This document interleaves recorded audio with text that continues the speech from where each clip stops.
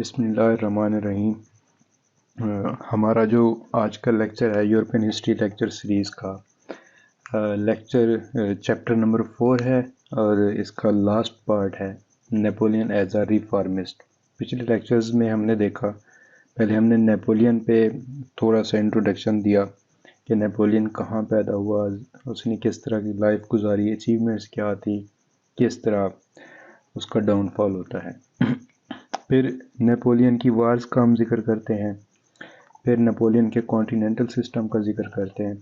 اب جو last one ہے ہمارے پاس وہ ہے نیپولین ایز اے ریفارمسٹ، کہ نیپولین نے کس طرح کی ریفارمز کی فرانس کے اندر اور ان ٹیریٹریز پہ جو ان کے انڈر کنٹرول آتی تھی۔ اب دیکھتے ہیں کہ فرانس میں انہوں نے اکانومک ریفارمز کون کون سی کی۔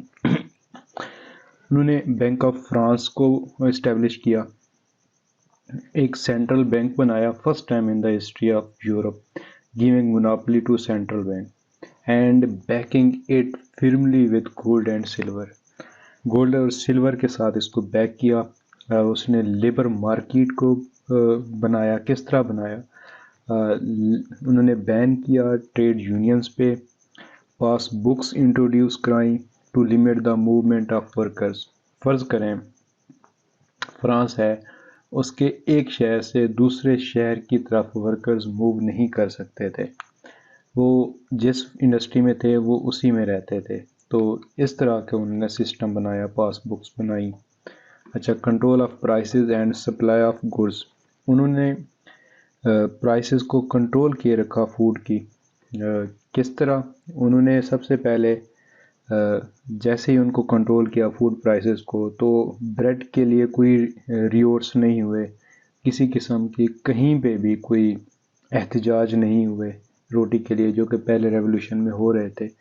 انہوں نے ایکسپورٹ جو تھی کارن کی، وہ ایکسپورٹ کو بین کیا کہ فرانس کی جو فوڈز ہیں، گرینز ہیں، وہ اب باہر نہیں جائیں گی، اور یہ کہ آٹے کی اور روٹی کی جو پرائسز تھی ان کو فکس کر دیا۔ اب ہم دیکھتے ہیں کہ ان کا سسٹم آف گورنمنٹ کیا تھا۔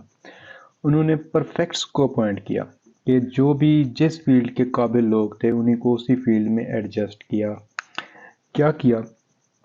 انہوں نے پرفیکٹس اینڈ سب پرفیکٹس کو انٹروڈیوس کروایا، متعارف کروایا، اپوائنٹ کیا ان سول چارج آف ڈپارٹمنٹ۔ یہ جو پرفیکٹس ہوتے تھے، فرض کرو اکانومی کا بندہ ہے تو اکانومک ڈپارٹمنٹ کا وہ ہیڈ ہوگا، ڈیفنس کا بندہ ہے تو ڈیفنس کا ہیڈ ہوگا، آرٹ کا بندہ ہے تو آرٹ کا ہیڈ ہوگا۔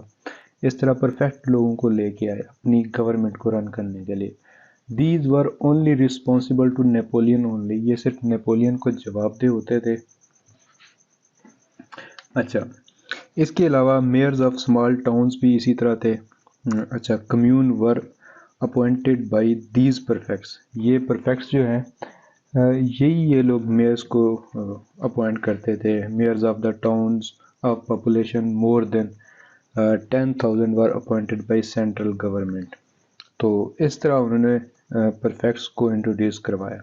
ڈیولپمنٹ آف سیکریٹریٹ، انہوں نے سول سیکریٹریٹ کو بنایا، منسٹری انڈر مراد کے اندر اس کی منسٹری کو دیا۔ سینٹرلائزیشن آف ٹیکس کلیکشن، جتنے بھی ٹیکسز کو کلیکٹ کیا جاتا تھا وہ ایک فیڈرل ٹائپ آف سسٹم تھا، جیسے پاکستان میں FBR ہے، تو اس طرح کا سسٹم تھا جو ٹیکس کلیکٹ کرتا تھا۔ کیریئر اوپن ٹو ٹیلنٹ، یہ بڑی مزے کی بات تھی۔ یہ بیسیکلی جو آئیڈیا ہے یہ تھا کہ جو بھی اسٹیٹس کے لیے کام کرے گا اسٹیٹ اس کو ریوارڈ دے گی۔ تو ارسطوٹل نے بھی یہی آئیڈیالوجی دی تھی کہ اسٹیٹ ریوارڈ کرے سٹیزنز کو جو اس کے لیے ورک کرتا ہے۔ اچھا، service purely according to their abilities. اچھا، creation of new imperial nobility, ایک نئی نوبلٹی کو کریٹ کیا نیپولین نے۔ کس طرح کے قابل لوگوں کو اپنے قریب لے کے اپنے ایڈوائزر مقرر کیے، منسٹرز لگائے، most talented generals and officials. Wealth determined status, middle class benefited, middle class اس چیز سے بینیفٹ لیتی رہی، گورنمنٹ ان کو ریوارڈ دیتی رہی۔ Wealthy people who served state, half title for those who served military. اچھا، جو لوگ اسٹیٹ کے لیے کام کرتے تھے ان کو مختلف ٹائٹلز دیے جاتے تھے، جیسے پاکستان میں ستارہ امتیاز ہے، ستارہ جرأت ہے، نشان پاکستان ہے، اس طرح کے، اور جو ملٹری کو سرو کرتے تھے ان کو بھی ملتا تھا۔ یہ دیکھیں کہ 1808 سے 1814 کے درمیان 3600 ٹائٹل بانٹے گئے لوگوں کو۔ اچھا، نوبل جو ہیں وہ 1/7 آف اولڈ ریجیمز، صرف نوبلز کو 1/7 آف اولڈ ریجیم کے نوبلز کو رکھا گیا۔ میرٹس اینڈ اکاؤنٹیبلٹی کا سسٹم انٹروڈیوس ہوا۔ اچھا، ایمنسٹی انہوں نے دی، وہ جو 10,000 امیگرینٹس تھے، 1 لاکھ امیگرز تھے، ان کو واپس لے آیا، لیکن ان سے اوتھ لیا گیا، لوائلٹی کا اوتھ لیا گیا۔ انہوں نے پہلے حلف دیا کہ وہ اسٹیٹ کے ساتھ لوئل رہیں گے، تب ان کو واپس آنے دیا۔ اچھا، سم فارن اسٹیٹس سروڈ دا فرانس، بہت سارے اسٹیٹس نے سرو کیا، جیسے اسپین ہے، ٹری پرووائڈ کی، صرف اس شرط پہ کہ وہ اسٹیٹ کے ساتھ لوئل رہیں گے۔ اور یہاں پہ ہم دیکھتے ہیں کہ بہت ساری اسٹیٹس نے بھی سرو کیا فرانس کو، جیسے کہ اٹالین اسٹیٹس ہو گئیں، جیسے کہ اسپین ہو گیا، پروشیا ہو گیا، ہالینڈ ہو گیا، بیلجیم ہو گیا، آسٹرین ٹیریٹریز ہو گئیں، تو ان سب نے بھی سرو کیا فرانس کو۔ اچھا، اب ورکنگ کلاس کی زیادہ پولیٹیکل انفلوئنس نہیں تھی کیونکہ انہوں نے بین کیا ہوا تھا۔ کوڈ آف نیپولین کی بات کرتے ہیں آگے۔ نیپولین نے ایک کانسٹیٹیوشن دیا جس کو ہم کوڈ آف نیپولین بولتے ہیں، codification of French laws, powerful council of state کے اندر تھا یہ۔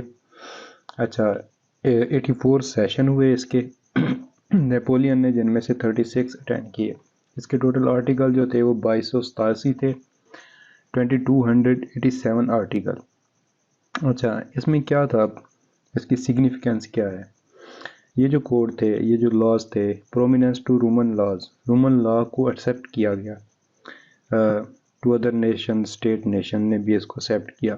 اچھا، فیملی لاز بنائے گئے جس میں marriage, divorce, status of women, paternal authority and property, اس کے ریلیٹڈ سارے لاز بنے۔ Male domination was established, male کی جو ڈومینیشن ہے اس کو اسٹیبلش کیا گیا۔ وائیوز، جو بیویاں تھیں، were subjected to the husband, divorce was made more difficult due to 1/4 of property, کہ جو شخص اپنی بیوی کو طلاق دے گا وہ اپنی پراپرٹی کا چوتھا حصہ وہ اس کے نام کرے گا۔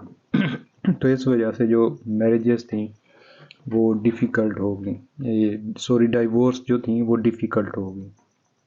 اب دیکھتے ہیں ایکویلٹی آف سیوک رائٹس، لوگوں کے جو رائٹس تھے ان کو اب ایکویلٹی بیس دی گئی۔ کس طرح؟ رائٹ آف پرائیویٹ پراپرٹی کا رائٹ دیا گیا لوگوں کو۔ لینڈ سیٹلمنٹ آف ریولوشن، جو ریولوشن کے دوران لوگوں نے بانڈز لیے تھے، زمینیں خریدی تھی، وہ انہی کو دے دی گئیں۔ اچھا، ایگزسٹنگ رائٹس آن پوزیشن ور پریزروڈ، لوگوں کے جو رائٹ تھے جنہوں نے ڈیورنگ ریولوشن پراپرٹیز لی تھیں وہ رائٹس ان کو ہی دیے گئے۔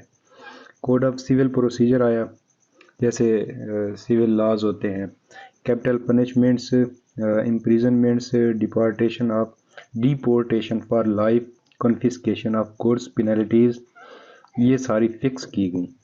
Accuse person had to be tried in public کے اندر ہی جو شخص گلٹی ہوتا تھا اس کو پنش کیا جاتا تھا۔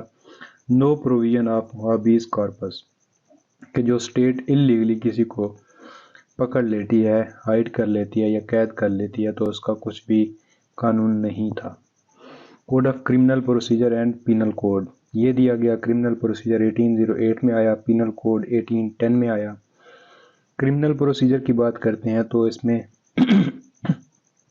کمرشل پروسیجر کی بات کرتے ہیں تو جنرل کامرس ہے، میری ٹائم کامرس ہے، بینک کرپٹسی ہے، اور یہ کہ کمرشل میٹرز ہیں، یہ سب ان کے لیے بھی لاز بنائے گئے۔ کنکورڈڈ 1801، یہ ذرا دیکھیں، یہ نیپولین نے چرچ کے ساتھ ایگریمنٹ جو کیا تھا، سیٹلمنٹ کی تھی، یہ اس کی بات ہے۔ یہاں پہ اس کی کوٹیشن ہے، if I were governing the Jews I would restore the temple of Solomon، کہ اگر میں جیوز کو گورن کر رہا ہوتا تو سب سے پہلے میں جو سلیمان کا ٹیمپل ہے اس کو ریسٹور کرتا۔ People must have a religion and religion must be in hands of government, یہ سیم میکیاولی کی فلاسفی ہے کہ جو کنگ ہے اس کو ریلیجیس کے لیے لوگوں کو ریلیجن اڈاپٹ کرنے کے لیے کنگ لوگوں کو ارگ کرے، ان کو کہے کہ وہ ریلیجن اڈاپٹ کریں تاکہ وہ لوگوں کو کنٹرول کر سکیں۔ سیم وہی آئیڈیالوجی ہے۔ کیتھولک فیتھ کو ہے ریکگنائزڈ کیا گیا as a religion of majority, clergy کو اسٹیٹ پے کرتی تھی، چرچ لینڈ جو تھیں وہ لوگوں کو دی گئیں جنہوں نے ان کو خریدا تھا۔ آرگینک لاز انٹروڈیوس ہوئے، چارٹر آف پروٹیسٹنٹ لبرٹیز ہوا، یہ سائن ہوا، confirmation of subjugation of church to secular power in France, اس کو انشور کیا گیا۔ Pope gained great prestige, pope کے ساتھ کیونکہ ریلیشنز اچھے ہوئے تو اس کو بڑی اہمیت دی گئی۔ Right to demand resignation from all bishops, اچھا intellectual and army officers opposed it, وہ جو آرمی آفیسر تھے، انٹلیکچوئل تھے، وہ اس چیز کے خلاف تھے، لیکن نپولین نے پھر بھی یہ کام کیا۔